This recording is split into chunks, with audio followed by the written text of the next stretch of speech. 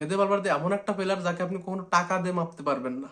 তো মাদ্রিদ বোর্ডকে এই কথাটা বলবো যে ফেদে ভালভার্দের জন্য যদি 1 বিলিয়নের অফার আসে, উনি যেন ওকে না বিক্রি করে।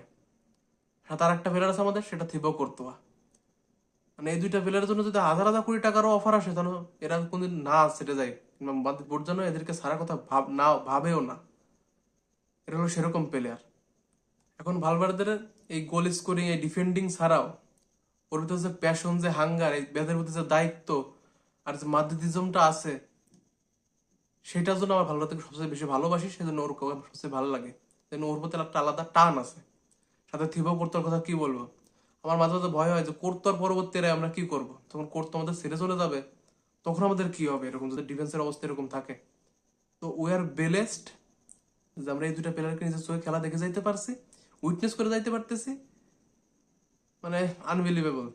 এই ছোট জীবনে যতটা যেগুলো আমাদের কামব্যাক দেখছি, this is one of the best. অন্যবার যখন আমরা কামব্যাক করছি, হয়তো তার ডিফেন্স সমস্যা থাকতো, কিংবা অ্যাটাক একটু নড়বড়ে থাকতো, কিন্তু এইবার সবকিছুতে নড়বড়ে আমরা। আমাদের ডিফেন্সের সমস্যা প্লেয়ার নাই, মিডফিল্ডের সমস্যা প্লেয়ার নাই, অ্যাটাকিং সমস্যা আমাদের যে প্লেয়ারটা 45% গোল আমাদের করছে এই সিজনে, সেই প্লেয়ারটা নাই।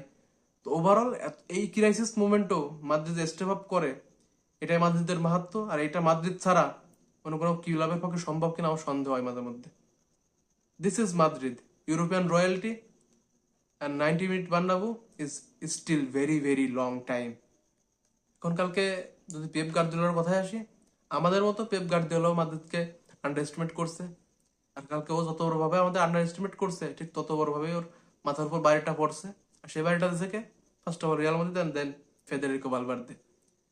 ও যে লাইন আপটা সাজাইছিল, 5টা অ্যাটাকার যারা তুখোর ফর্মে আছে বলতে গেলে। কারণ ও ভাবছিল কি, মাদ্রিদ রিসেন্ট ম্যাচ দেখছে যেখানে মাদ্রিদ স্ট্রাগল করতেছে, কারণ ওদের মিডফিল্ডে ব্যালেন্স থাকে না, ডিফেন্স ফাঁকা হয়ে যায়। ও ভাবছিল কি এই প্লেয়ারদের আমরা হাই প্রেস করে, প্রেস ফ্রম দ্য ফ্রন্ট করে একদম সিরে ফেলে দেবো, টাই একদম ফার্স্ট লেগে শেষ করে দিয়ে দেবো, আর ইতিহাসে যা পাবো সব বোনাস। কিন্তু এইটাদের উপর ব্যাকফায়ার করবে, আর এটা যে মাদ্রিদ, সেটা তো পেপ গার্দিওলা এক সেকেন্ডের জন্য ভুলে গেছিল, কিংবা আন্ডার এস্টিমেট করছিল। এটার ফল কালকে হাতে নাতে ধরে পাইছে। কারণ Real Madrid one of the weakest team, যেখানে আমাদের বড় বড় স্টার কেউই নাই। অন্যদিকে ওদের হল্যান্ড, স্যাভিনিও, মার্ক গুয়েহি তো ভালো খেলতেছে, সেমেনিও, ডোকু। আমি আসলে ডোকু অমুক করে দেবে, অমুক করে দেবে, এত ভয় পাচ্ছিলাম ট্রেন্ডকে সিঁড়ে ফেলে দেবে, কিন্তু ডোকু কালকে কিছুই করতে পারে নাই। ওটা ট্রেন্ডকে সিঁড়ে ফেলে গেছে, আমাদের রিয়াল মাদ্রিদ ওদের সিঁড়ে ফেলে গেছে। এখন এখানে পেপ গার্দিওলা আন্ডারস্টুডটা করছে কি, একটা জিনিস আছে যে মাদ্রিদের অরা, ইউসিএল নাইটস, বার্নাবুতে, এটা এই কথাটা বাদে দিলাম, বেশি আন্ডার